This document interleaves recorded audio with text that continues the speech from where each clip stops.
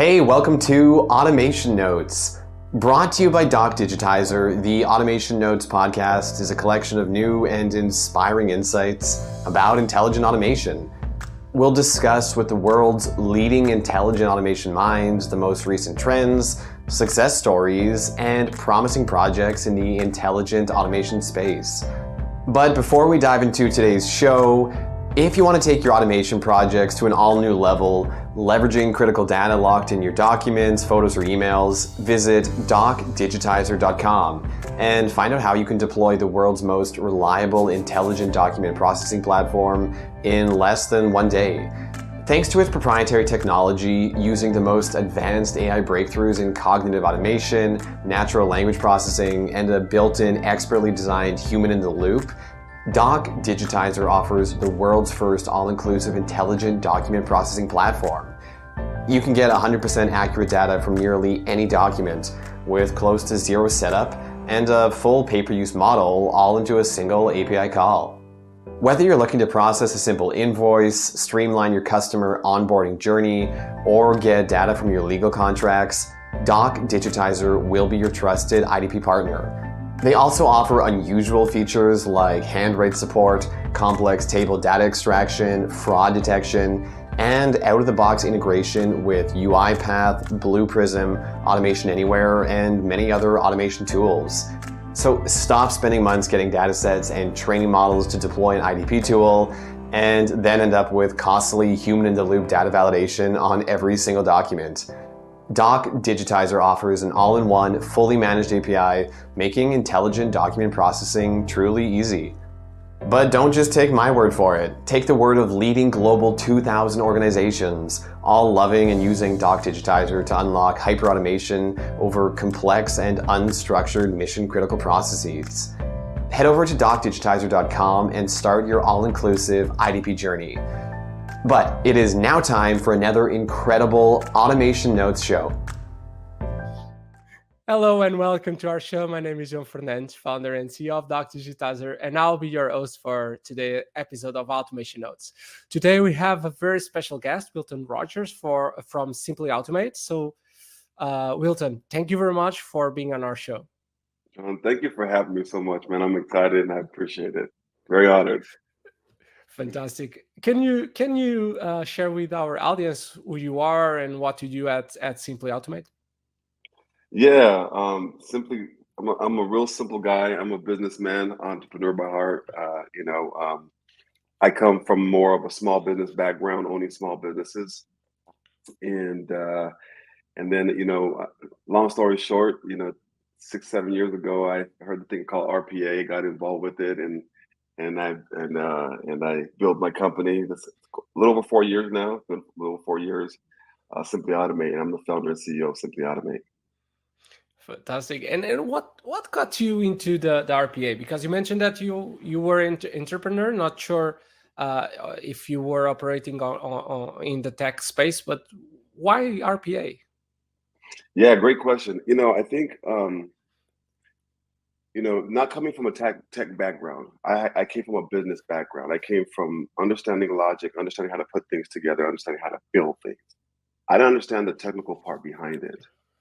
I always knew how to build it. I know how to put processes together. Then when I found out what RPA does, like, oh, wait a minute, it does all that for you, but it automates it for you. What do you mean? I don't have to have my employee do this, and do this, and I can have them do this instead. And I can take that away from them. That's going to save me like 20 hours. So when I start realizing what it can do for businesses, I was like, wait a minute, this is a game changer, because all businesses go into businesses to use people to grow their business, not to run their business, but to grow their business.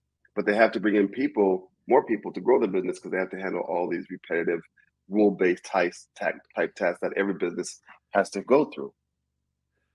When I realized, I was like, this is a game changer. So I started, I was hired by a company to be the sales and marketing VP for sales and marketing for a startup, but they were all in RPA, and we were working more on the enterprise level. But then I started seeing that this could be available for anybody. But the software wasn't. It was more, the pricing was just too high. It wasn't affordable. And long story short, when I realized that Softomotive can do it, which was now Microsoft, I was like, they can do it. Like, I just saw them do it for this company, even though they're a $100 million company, but we could do it for this company, even though they're a $1 million company. And the company I was working with didn't see that picture. They want to stay with the UiPaths of the world and everybody else and do all these big projects. And I just like, no one's down here. I understand it. I've already built relationships in the industry. I can use them as resources, and I could build my business and start targeting. And that's sort of how I got into it. And I started realizing that there wasn't, a lot of softwares out there. And I started working on different softwares and started really figuring out what the capabilities were. I was working with like 7, 8 different RPA vendors, and I knew which ones to work with, which gave you the best return on the investment for the client. And you start getting better and better, start getting easier and easier. And during the time, I started building relationships with developers that I knew in the industry, building on different platforms. And I was like, hey, I have a company. You want to jump on board? Let's come on board. You can help me build all these. And that's how it sort of started. And since then, we built our company, and and it's growing ever since. You mentioned that you are targeting not only the big companies but also the SMBs, where you see potential, and where you come from. So, what are the differences when showcasing RPA on an enterprise and on an SMB? They are different, right? Oh yeah. What is your feeling about it? Are SMBs that open, and do they really understand the potential? Oh, great question. Great question. It's totally different. It's not even a comparison. On enterprise, they're still naive of it. They understand it, but they have the finances to take those risks. And here it is. Do it. Let's build it. There doesn't have to be a lot of input on their end, as long as the money is there to be able to go through the process. And that's what we sort of see in the enterprise world, right? They have the money. They know they need it. Are they the right person? Okay, they are. Pay them. Let's get it going. Boom. Where on the smaller businesses, the smaller you get, the more you have to educate, and you have to get them educated on all levels: the finances, the programming, how it works. You have to sort of walk them through the process, almost show them first before they even invest in it, right? And then you have the in between. You have the small, medium-sized enterprises, which know, hey, we got to get an enterprise game. We've already have a budget for it. We understand it, but we just sort of need those resources and leadership and training to get to take full advantage of what we really can out there. So those are the different tiers that we sort of seen. And we're operating a lot in the middle, in the small and medium-sized enterprise, because right now our knowledge and experience, people are like, okay, you guys have done thousands of these over the last year, so you can show us how to do this, walk us through this. And we start seeing a lot of that. Our focus, we're building our model to help small and medium-sized businesses because they don't have any of those resources. And when they try to do it themselves, they're going to go through a rabbit hole. It's going to be hard to dig themselves out of, whether it's financially or development-wise or anything. So our job is to really educate them and handhold them all the way through the process until they get to a point like, okay, now I know how this works specifically for my business. Yeah, and the success of RPA is very related with the maturity of the customer. Not only in terms of technology itself, but also how they see the processes, how they pick the best opportunities to automate, and how they transform their processes to fit automation. And yeah, there's quite a few challenges there. What are the common challenges that all your customers have? Did you have like the top 3? Yeah. I think the common challenge we definitely see as number one is everybody being on the same page. Yeah. Right? Everybody being on the same page. Because if one person's off, it could delay everything by a long shot. One person or one misunderstanding, it could really delay. So we know the communication's off. Internally, being able to get in front of the right resources to get the collect the data information that we need to get things done, that's another bottleneck, because developing, once we understand the logic, and we know we can build it, and we have all the information that we need to build it, the development's easy. Yeah. It's not hard. I mean, it's hard for us, right? But for developers, that's like the kid in the candy store. They're doing it. Yeah, they like it. Yeah. And they get it done fast. We get it done fast. So we see the delays in the internal communication, the data gathering that we have to get, but most importantly, the right process to pick. The right process to pick, because if you don't pick a process that is going to be able to identify, people are going to be able to identify with right away and see a value immediately, they will quit, right? Yeah, they'll quit, and they won't be able to see the power and the value that RP can really bring. But the minute you pick the right process, a light bulb clicks in. Like, oh, I get it now. I understand it. By the way, so you can do this, this, and this, and this, and this, right? Yeah, we can. Let's sit down and talk about that. So that's the most important thing, picking that right process where they know they're going to get a jolt right away.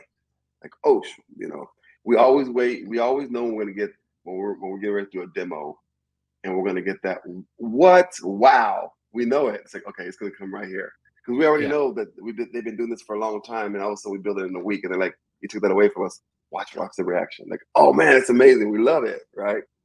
So that wow factor and understanding, you have to pick the right process to do that, right? So picking the right process, the internal communication within the organization to make sure that everybody involved with that process on the same page, and making sure the communication and the information gathering that we're getting from them. Those are the top three.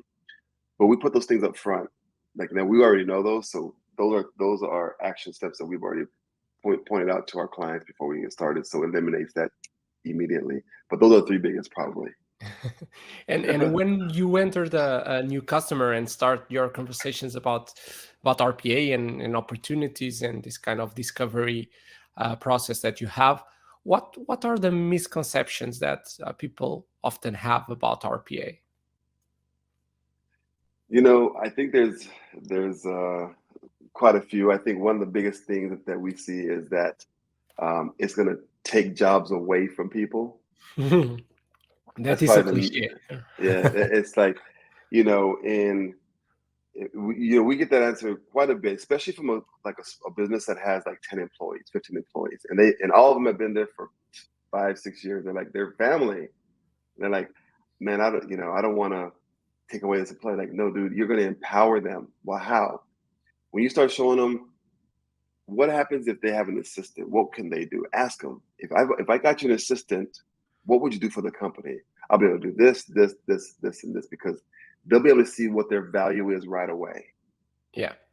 And say, okay. And they often ask for the assistant. They do. Over and over again. Exactly. Only if I had help. Right? It's always like that. So, but that gives them a way to tell them, like, okay, they already see the value that they can bring. And now you can say, okay, how can I help you? What do you think that you're doing on a regular basis that you can get off your plate? They'll point out the repetitive things that they need to do in order to help to assist them. So I think being able to allow people to see the value that they can bring, and it's not going to take your job away. It's going to help you improve your lifestyle and your value to that company, right?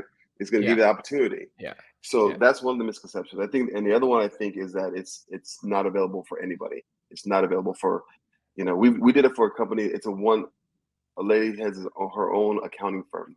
It's only her. And we automated about 40 hours of her work. Amazing. A full employee automated it for her.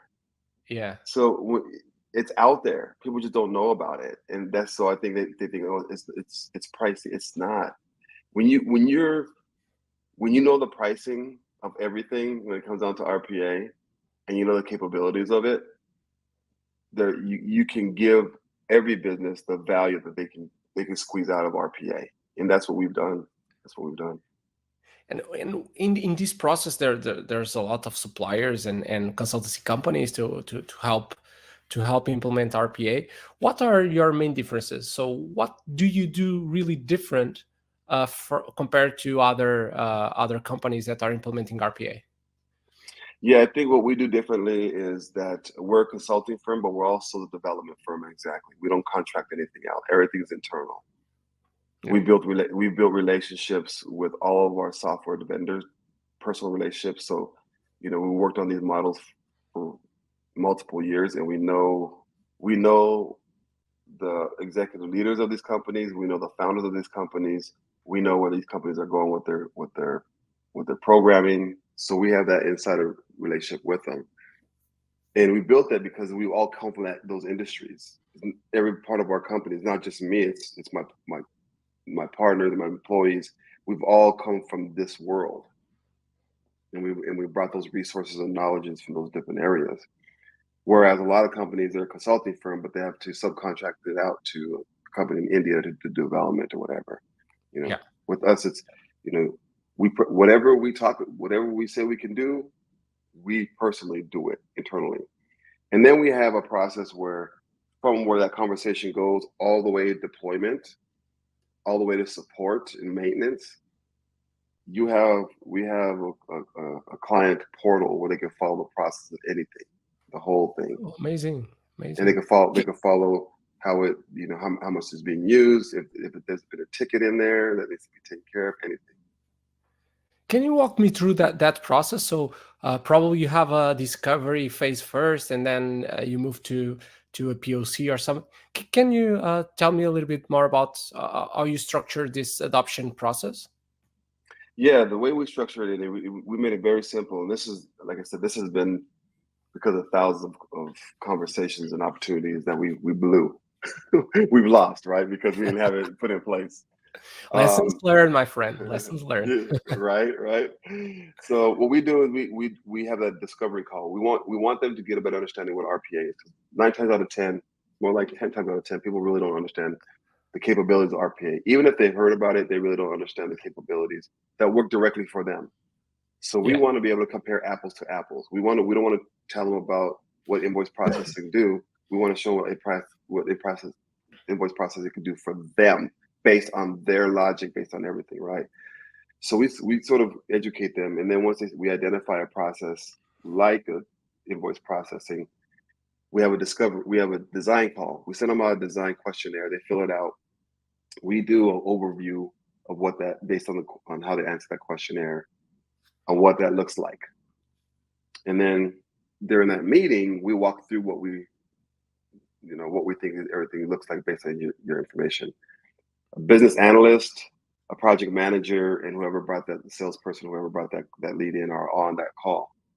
Then at that time, they walk us through more detail of what that looks like, right? So we've already signed the NDA. We've already they're going through the process and sort of walking us through what that looks like in more detail.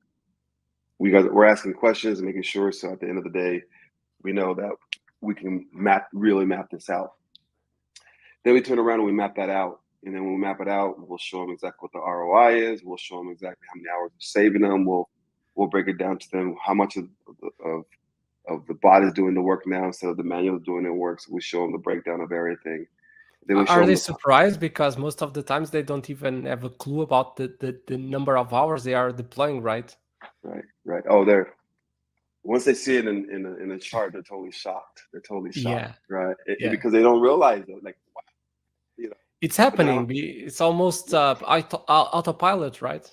Yeah, and think about that is like when you show them that you're getting all these documents and you're manually putting them into the software, these PDFs or these emails, you're manually putting into the software, and then you tell them how much time they're saving. They care about the time, but they're like, you mean I don't have to do that anymore? Like zero, I don't do that anymore? That's what they're thinking, right? So we know that chart means a lot. So we'll show them that chart, but we've already gone into more detail. Then we'll get all that detailed information from them, and then we'll come back and like I said, we'll do the ROI. We'll go into more detail. We'll show them everything. We'll go through everything, and then we'll tell them the cost of it. Like this is going to cost, but you can be able to see. They'll know the return right away. But then we'll say, and this is what we'll do for the proof of concept, the POC. So let's say we'll map out the whole thing from end to end. This is what we can do, and we'll have a timeline of how fast when we can get this done. And then we'll say, okay, we can do the POC for this part, which is let's say getting the PDFs and extracting that data and putting it into their.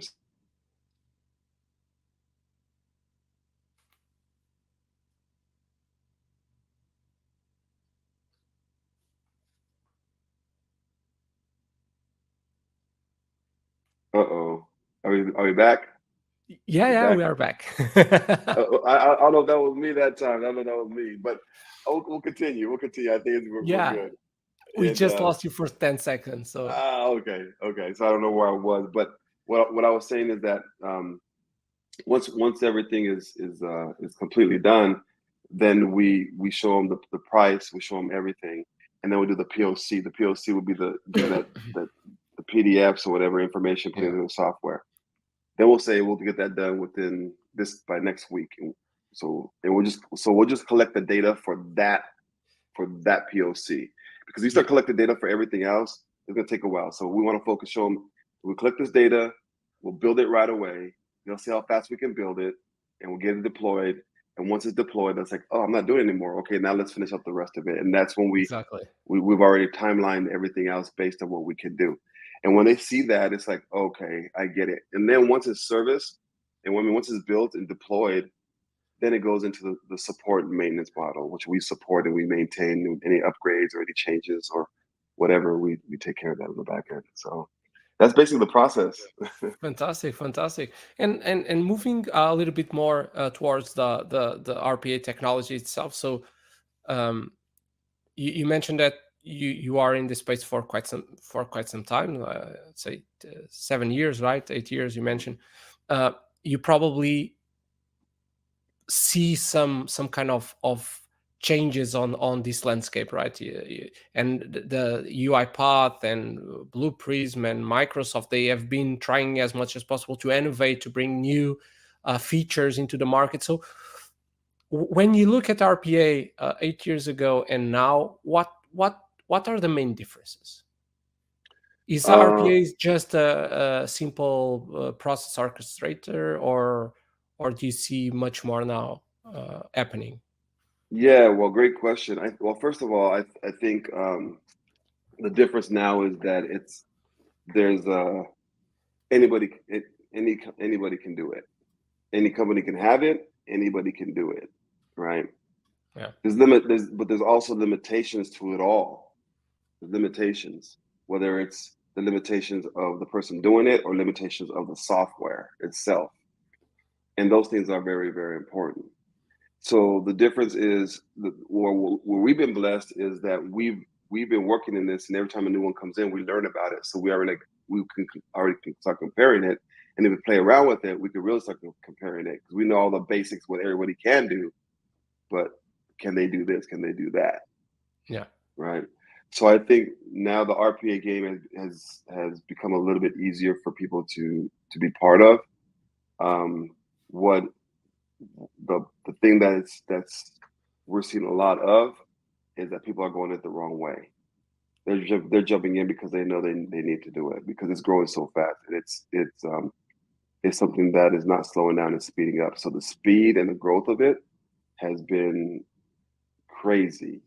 And do you think that also relates with the amount of options? So when we look now at intelligent automation, you have this huge toolkit of micro tools and micro tools to choose from. So it's like it's becoming, I would say, it's becoming more easy for non-tech folks to jump in and start to do some robots. But at the same time, the number of options, do you think it messes things up a little bit? Yeah, I definitely think it messes things up. I think everybody sees the opportunity of this being a gold mine. So people are starting to do their own thing, right? So there is, but I definitely think that if you do your research and you really know how to approach RPA, you're going to be able to take full advantage of the other, intelligent automation technologies out there, where you want to spend more of your focus and mental process, because RPA you don't have to. So what we found out is by companies that are buying into RPA, like we want to automate as much as we can of repetitive, so we don't have to focus on that. We can focus on some real technology. We want to focus on some real technology to help us scale this company, so we can run this company all over the world from our phone if we need be, right? So I think that's where the focus has been, and that's what we're starting to see. And how do you see this space? So now I must say this question is very hard, because with GTP3 and GTP4 and all that stuff coming to the market, it's like even for me with the tech background, it's like overwhelming in so many ways. But where do you see this space in 5 years from now?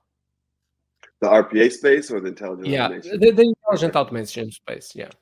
Oh man, it's revolutionizing the way we do business. Period. It is. Like whatever I think about doing for my company, I can get it done. Like it's that easy. It's not that easy to do. It's that easy if you know what to do and how to do it, you can get it done. It's not hard. Possible. It's possible. Yeah. It's possible. What I found out about why we're staying in our lane in the RPA space is because we know we've invested in so many different RPA vendor software. We know them. We know how to work, right? The software, this is already $1 billion industry, right? Yeah.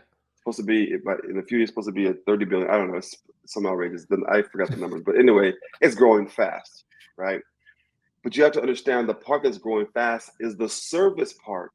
It's growing 5 times faster than the software part. So there was a big spike in software. People are coming in now, building the software, they're getting a piece of that RPA pie. That software spike is starting to slow down now. Yeah. So like, okay, it's becoming a commodity in a way. Yeah. That's it. But the service is headed this way, right? Yeah. So when you understand how to service a client using any software, you can take care of that client better than anybody else can, and definitely better than they can take care of themselves when it comes to RPA. They're a client. They should be a client. Why can't they be your client? And we realized that no one's doing that. It's like the service is taking off. And we realized that 5-6 years ago. It's like, no one's part of this, man. They're all getting on this internet. They're purchasing all this damn equipment and getting more and building. It's like, dude, who's gonna serve? No way. So we jumped on that bandwagon and we built this process out a long time ago because we saw that coming. Because we were part of it. But it wasn't happening when it happened. But now it's starting to happen tenfold. So the service is definitely picking up quite a bit. So people really need to understand the service, but they want to get into it. They have to be very diligent and do their homework on how to take care of it. If not, it can backfire. Yeah, and most still, I think many projects end up failing because they don't have the support and the knowledge to lead this kind of transformations, because at some point is more than automation is a transformation of their business, which is very challenging for people, processes, and technology. I always like to ask our guests for a suggestion of a book or podcast or even a person to follow so they can learn more about this. So what are your suggestions? Yeah, great question. Well, first of all, podcasts, it's called the RPA podcast. Just Google it.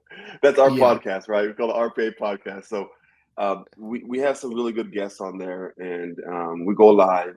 We're making some changes internally now, which we're going to upgrade. But we have probably about 50, 60 good interviews already. But that one's a good one.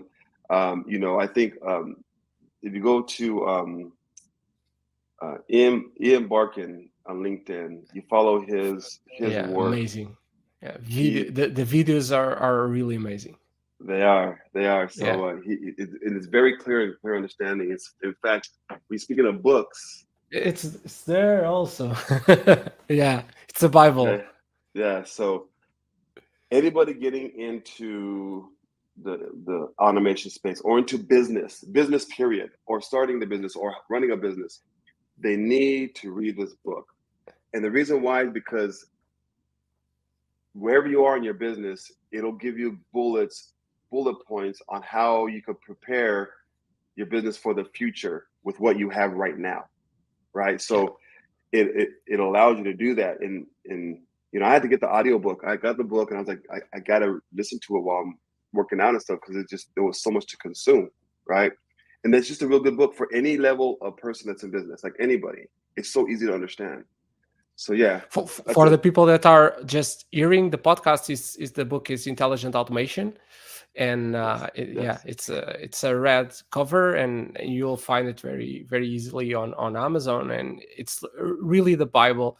And I would say it's far more than talking about intelligent automation. It's like a concept. It's a transformation. It's a mindset, which is far more than just deploying technology. And I really recommend the book. This Christmas, I gave one of these books to every employee from DocDigitizer, so to help them also understand more about the space. So I really recommend it, and following him on LinkedIn, it's always very insightful.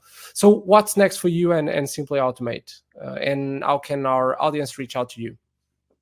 What's next for us right now is we're building our client portal and our client educational platform, and I think for us it's more about people really understanding, having a place to go to really get an idea of what RPA is before they start putting a lot of their resources and finances into it, or being able to answer questions, being the Google of RPA type of team, right? So we'll be able to answer those questions on any given time. So we'll have people to be able to help them out. So we're building that resource, and we're scaling right now. We have some opportunities to really scale our business and to be able. And the reason why is because I think our model can improve and help businesses get off to the right start right away.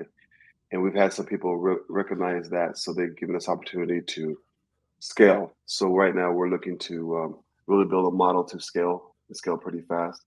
So we've been blessed to be in this space, and now we're just really we're building the team and preparing for what's already here, and and hopefully being a genuine leader in this space, the company in the space, and our name goes along with those that are really servicing this industry very well. Yeah, fantastic. And I would say that you have a huge opportunity ahead, and to scale up and to grab some market share. Wilton, hosting this episode was really a pleasure. It was a pleasure to me, and also because we recently also closed a partnership between Simply Automate and DocDigitizer. So it's like I'm very excited for that. And thank you again for taking the time to meet me. I know that you are facing a very tight schedule right now. So thanks for being on our show. Hey, well, thank you for having me. I appreciate that. I'm excited about our partnership as well. And again, I forgot I mentioned, if you guys want to follow us, you can follow us on LinkedIn. We post every single day on LinkedIn, on my page, on our business page.